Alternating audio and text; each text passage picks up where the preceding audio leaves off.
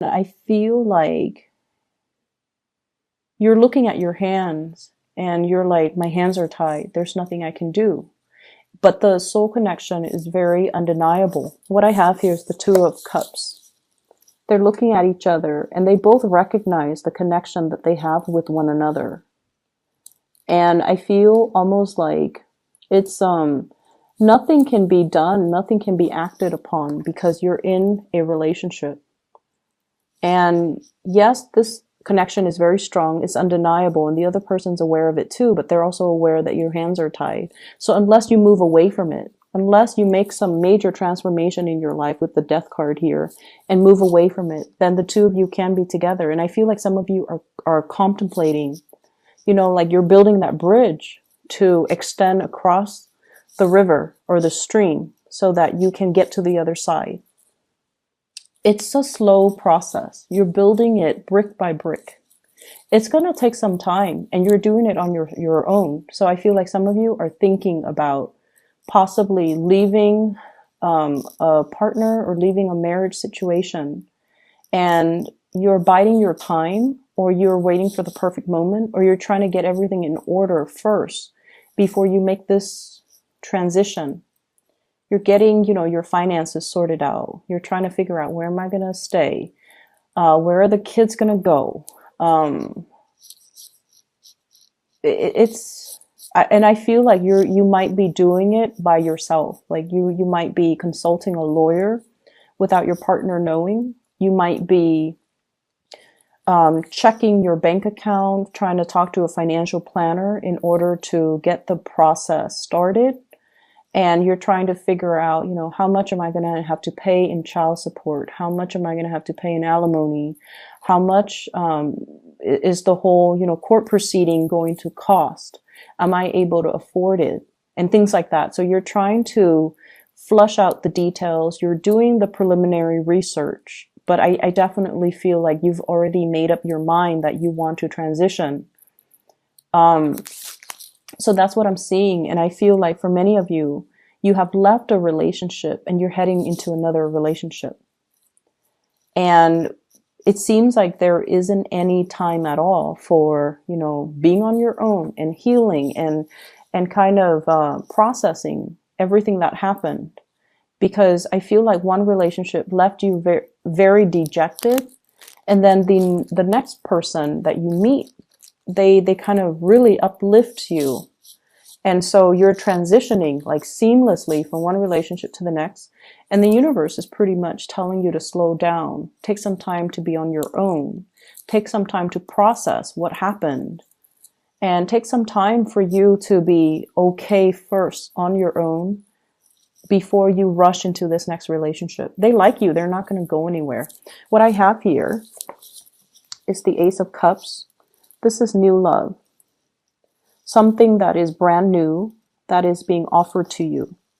And I have here the Nine of Cups, which basically means the person that is coming through, that is the new person, is very much close to your, it's like your ideal version of Mr. or Mrs. Right. Okay. So this is somebody that is quite significant and you feel like you can build with this person, like it's going to be there for the long haul, or you feel like you can, have a family with this person. So if you feel that way, you need to make sure you come into it 100% ready. And so if you still have, pains and heartache, Ten of Swords from previous relationships, or you feel like you still have attachments or emotions that are unresolved, or that you're not really sure if you're done with it yet, you need to make sure you are done before you transition, because this is something that has a lot of potential and you want to do it right. Okay. We want to do things right. I see a lot of people though. So I do see you and I do see two other people. One is the Two of Cups. One is the Ace of Cups. And we have the Hangman as well that's showing up, which basically means weighing out the pros and cons, staying in a situation possibly because of financial ties, staying in a situation because of these, they're kind of like, what do you call them? Restrictions. They're self-imposed restrictions. And so you want to free yourself, you want to move on, but you have these things that are holding you back, and they're not real. We have the devil here. It's the puppet master. It's somebody that has control or sway over you. Okay, but this puppet, he's got a pair of scissors. He can cut himself loose at any time. So it's nothing that's binding, and it's not really, no one is like, holding a knife to your throat and telling you need to stay. Or no one is threatening bodily harm. No one is forcing you against your will. And so I definitely feel like it's a situation where you're feeling like you're sacrificing your happiness for some greater purpose, for some greater goals. And for example, I feel some of you might have children and you don't want to sever ties with your existing partner because you don't want the children to grow up in a broken home. And that's very noble. And I feel some of you feel like you're making sacrifices. You're sacrificing your happiness to provide that stable home life for the kids. You're sacrificing your new relationship so that you can, be a better, be a better parent. And that's the way you're looking at it. That's the way you justify the situation. That's the way you rationalize the situation. And once again, this can also be the person that you're dealing with. Some of you might be dealing with somebody who's in another relationship. And that's how they're rationalizing their situation. And in the meantime, you wait for them to sort out things from their end. And I feel like it's going to be quite a long waiting process. And if you're okay with that, then that's fine. But I feel like it's not going to be, a few months. I feel like it might be a few years. So if that's how they rationalize it, you might need to kind of ask yourself if the wait is okay for you. If you don't have a definitive end date, are you okay with that? Are you okay with waiting?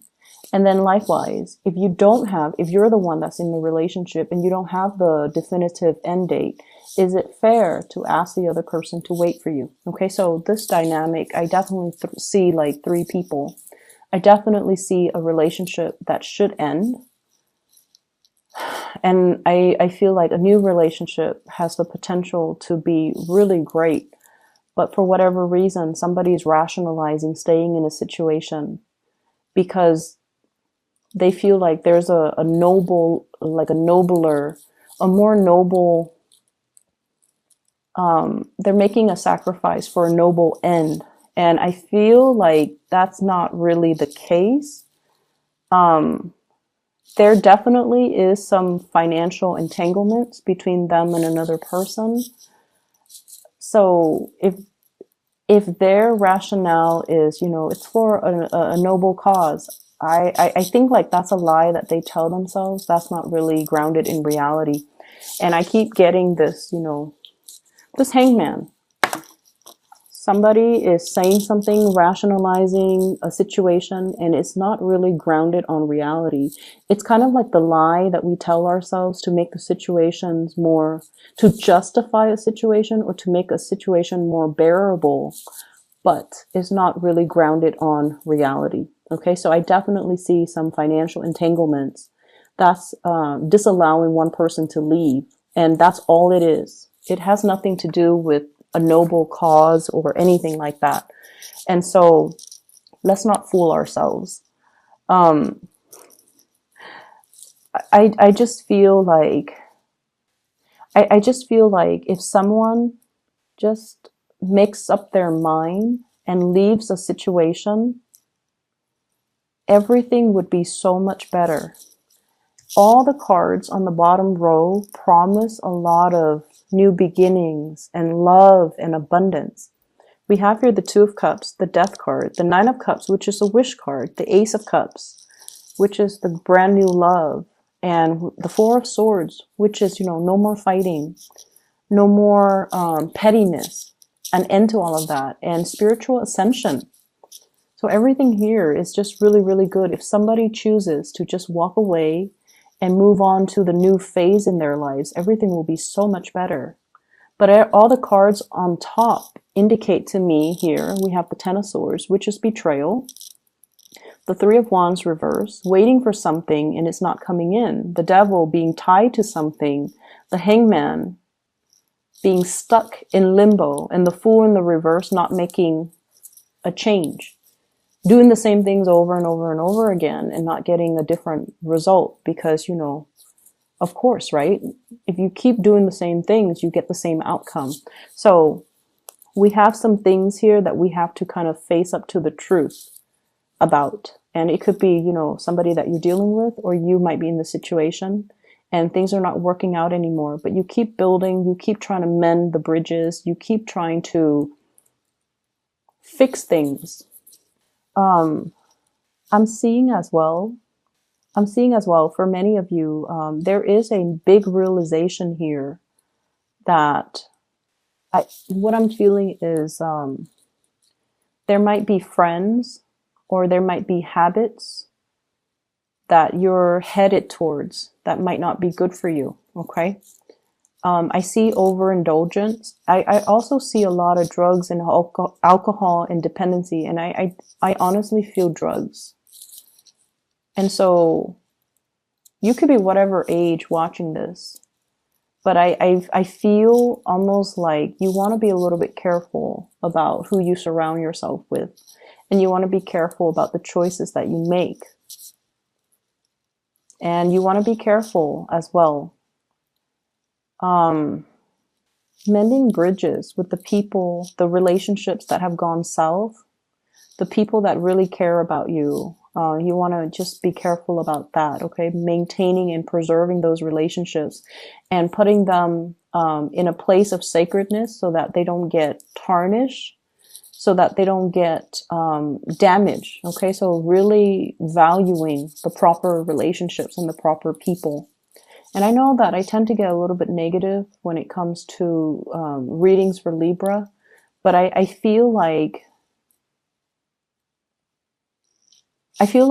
this reading in general, there's definitely two different paths here that you can take. One path means letting go, letting the past go, jumping into something new, a new love relationship, a new partner that is waiting for you.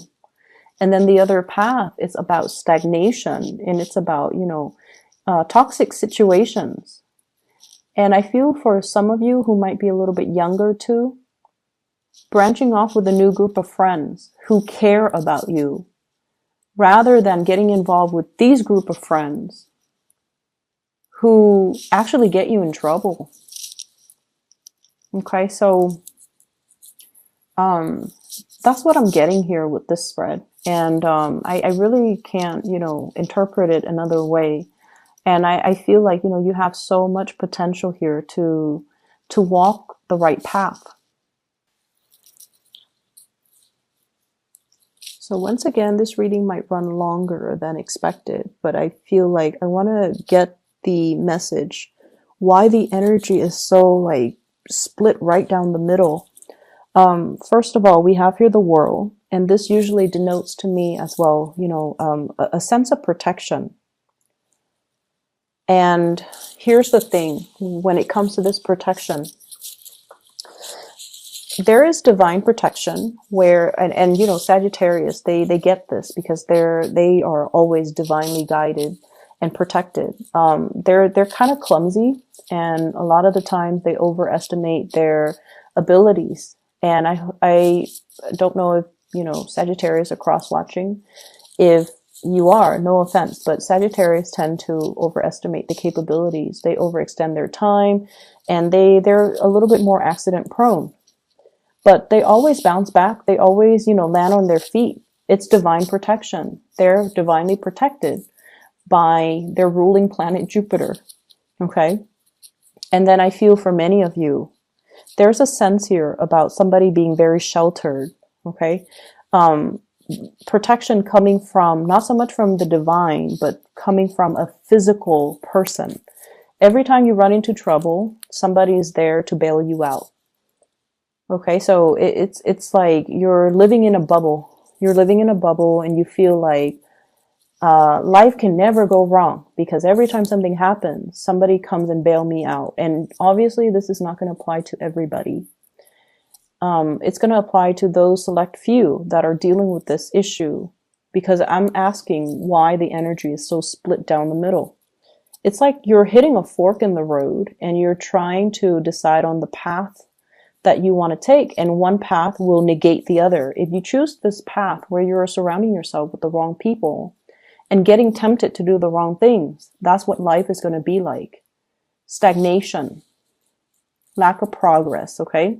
If you're choosing this really beautiful path, new friends, self-love, moving forward, recognizing, like mending bridges, okay? Mending the rifts between you and other people, acknowledging the mistakes that we have made to create these rifts, and then aiming to not make those mistakes in the future.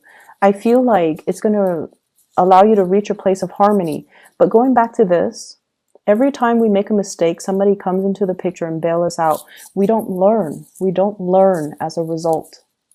And I feel like this is what life is about. Every time you made a mistake in the past, somebody has come and bailed you out. And so you're at this junction in your life right now, and you feel like, oh, if I take this path here, which is not good for me, at the end of the road, somebody's gonna, bail me out. And that's a fallacy. I don't think that's gonna happen. But you believe in it. And so what you do right now is very, very important, Libra. Don't let the choices that you make negatively affect the people around you. And especially, don't let the choices that people around you negatively affect your life as well. Surround yourself with better people. Surround yourself with people that really care about you. Okay, you have a lot of love here. So that's what I'm feeling, and I feel like that's why the cards are so clearly split down the middle. A lot of the times, life deals us with difficult circumstances and difficult situations, because before we were even born, we sign a soul contract. The lessons that we want to learn, the people that we want to meet, the people that we choose to be with, all of those are basically signed and created with your soul contract. And I feel like you have a lot of soulmates along the way that are trying to, they're in your life to show you a better way, to help us alleviate a situation. And I feel like you might not have realized who those people are until they're no longer in the picture. And then I also feel like, the life that you have chosen, it comes with a lot of divine protection. People protecting you, sheltering you from the negative things. But I feel like it's disallowing you an opportunity to really live your life, make your own choices, and to deal with your own consequences of those choices. Because they always are there to soften the blow or cushion the fall or protect you in some way. And it's creating this false sense of security is what I'm feeling.